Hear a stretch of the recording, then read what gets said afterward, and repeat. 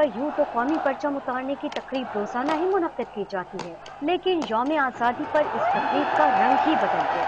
जीवे जीवे पाकिस्तान के नारों ने नौजवानों के जलाल में दिलों को गरमा डाला।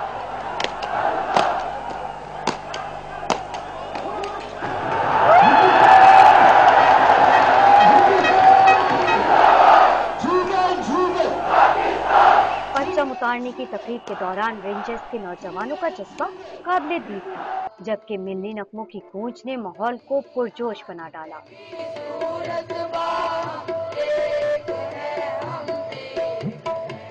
तकरीब में नौजवानों के साथ खवातीन, बच्चे और बुजुर्ग भी शामिल थे,